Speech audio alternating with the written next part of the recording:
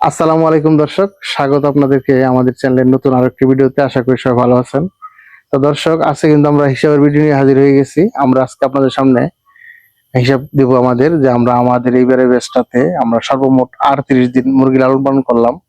তো আমাদের একদিনের বাচ্চা কেনা থেকে শুরু করে বিক্রির দিন পর্যন্ত সর্বমোট কত টাকা খরচ হইলো এবং এই 38 দিন মুরগি লালন পালন শেষে আমরা কত টাকা মুরগি এখান থেকে বিক্রি করলাম, আমরা কত টাকা লাভ করতে পারলাম, সমস্ত কিছুর হিসাব আপনাদের সামনে আজকে তুলে ধরবো। তো আশা করি পুরো ভিডিওটি দেখবেন।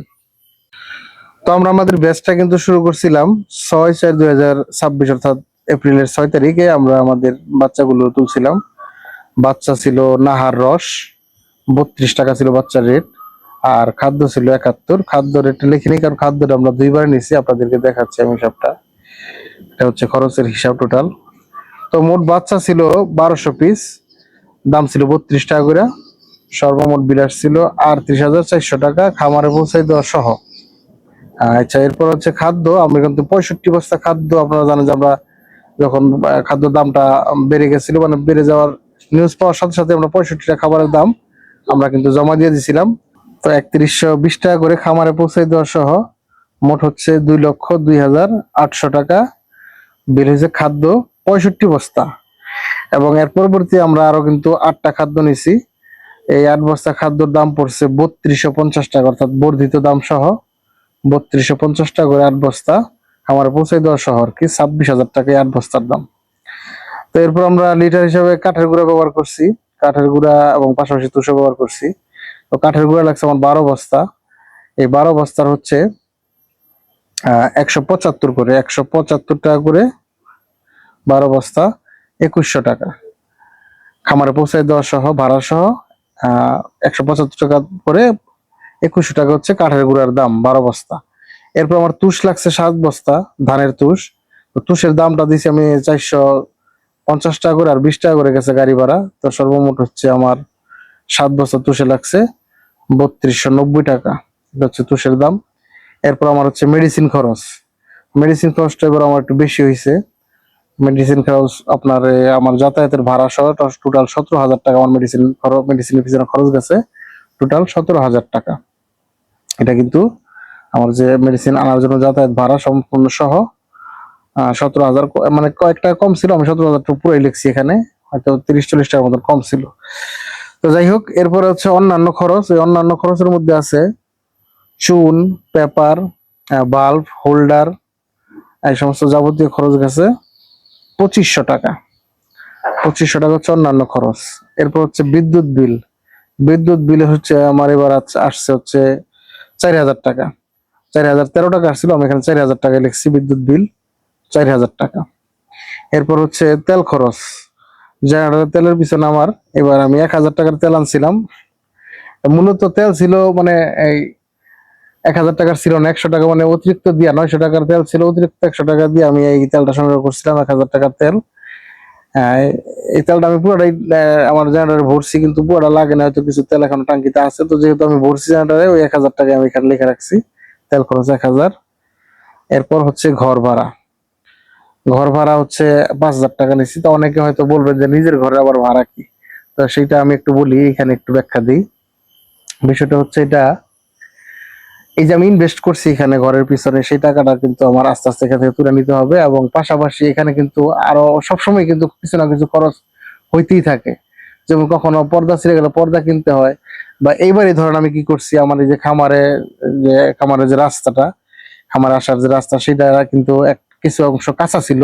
তো ওইখানে হচ্ছে বর্ষাকাল আসলে প্যাক হইতো, কাদা হইতো। তো আমি এবার করছি ওখানে মানে রাবিশ ফালাই দিছি। তো রাবিশ কেনার পেছনে, ওটা গাড়ি ভাড়া দিয়ে নিয়ে আসার পেছনে, এবং ওইখানে একটা চুঙ্গিও লাগছে, সবকিছু মিলে ওখানে আমি 10,000 টাকা এবারও ব্যয় করছি। তো আমি কিন্তু ওই 10,000 টাকা এখানে ধরতে পারি না, কারণ আমার ওই 10,000 টাকা কিন্তু এক বেস পালনের পিছনে খরচ হচ্ছে না, ওইটা কিন্তু দীর্ঘমেয়াদী খরচ। তো কাজে ওইটা কিন্তু আমি এক বেসের মধ্যে ধরতে পারবো না।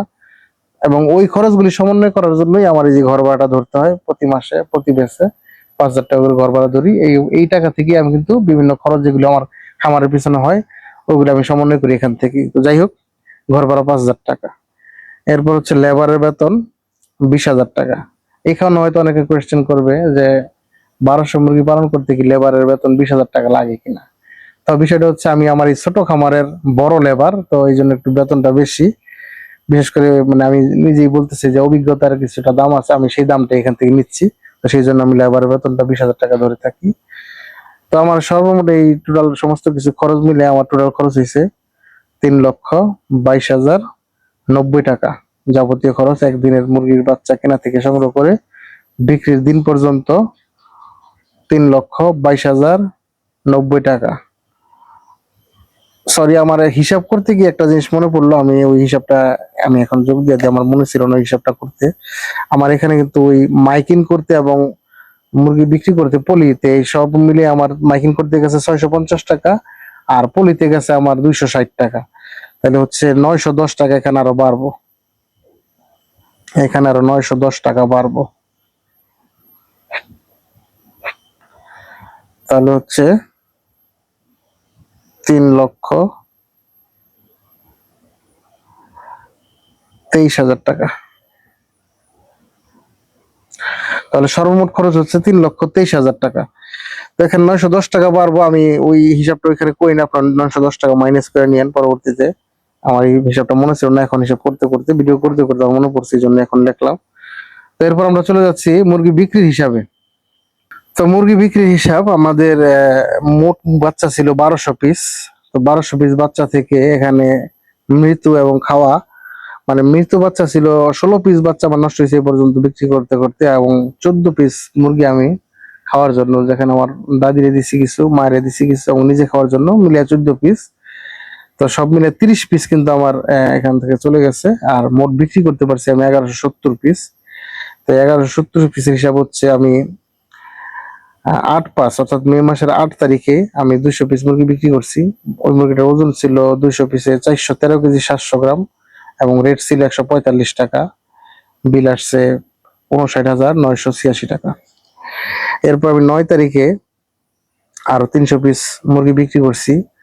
ওটা ওজন আসছে 682 কেজি 300 গ্রাম, এবং ওটা রেট ছিল 143 টাকা। এখানে বিল আসছিল হচ্ছে 97,568 টাকা। তো এরপর আমি হচ্ছে 12/5 আমি এরপরে কিন্তু 10 তারিখে মাইকিং করে দিছি, মানে 9 তারিখ রাত্রে মাইকিং করছি। 10-11 2 দিন কিন্তু মুরগি খুচরা বিক্রি করছি, এবং তখন আমার 10-11 2 দিনের পরেও কিন্তু কিছু মুরগি আমার ছিল। তো ওই 12 তারিখে কিন্তু আমি 160 পিস মুরগি ডিলারে খবর দিয়ে আবার দিয়ে দিয়েছিলাম 160 পিস। তো এই 160 পিসের ওজন আসছিল হচ্ছে 378 কেজি 600 গ্রাম। ওইটাও আমি 145 টাকা রেট পাইছি। তো 54,897 টাকা আসছে ওই মুরগিটার বিল। এবং আমি 10-11 2 দিন যে খুচরা মুরগি বিক্রি করছি সেটা হচ্ছে 510 পিস। আমার খামার থেকে 510 পিস মুরগি আমি খুচরা বিক্রি করছি 10-11 2 দিন। তো সেই 500 পিস মুরগির ওজন আসছিল টোটাল 1190 কেজি 200 গ্রাম। এটার আমি দামটা 150 টাকা মাইকিং করে বিক্রি করছি। তো এই 1190 কেজি 200 গ্রাম মুরগির দাম আসছে 1,78,530।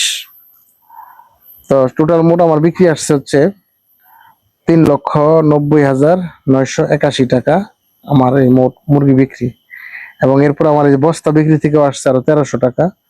তো টোটাল বিক্রিটা আসছে আমার 3,92,000 3,92,281 টাকা মোট বিক্রি। আর এখানে মোট খরচ 3,22,090, যদিও এটা এখন 3,23,000 হবে।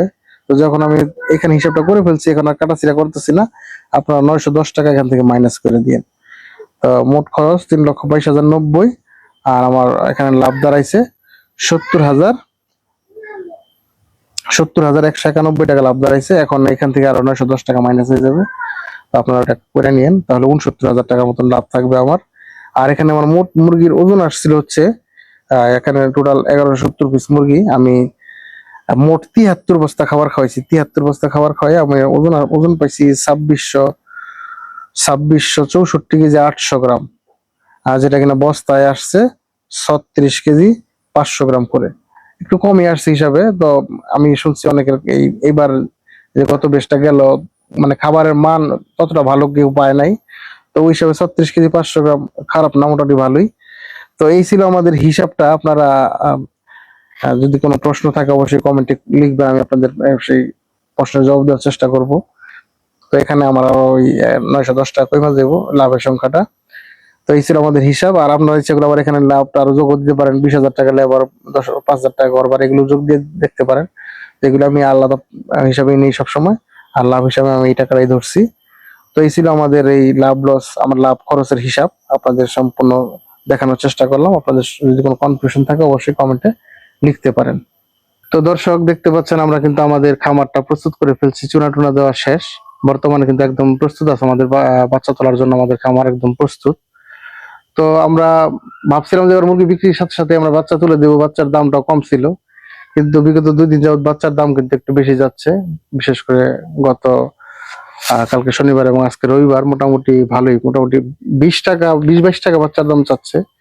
তো দেখা যাক আমরা কি করি। আমরা অবশ্যই আপনাদেরকে নিয়মিত আপডেট দেবো, আমাদের ভিডিওগুলো অবশ্যই আপনারা দেখতে থাকবেন, এবং আমাদের ভিডিওগুলো যদি ভালো লাগে অবশ্যই লাইক করবেন, শেয়ার করবেন, কমেন্ট করে জানিয়ে দেবেন আপনাদের মন্তব্য, মতামত এবং পরামর্শ। এবং আমাদের চ্যানেলে নিত্য নতুন ভিডিও পেতে অবশ্যই চ্যানেলটাকে সাবস্ক্রাইব করবেন। তো এখন এই পর্যন্ত সবাই ভালো থাকবেন। আসসালামু আলাইকুম।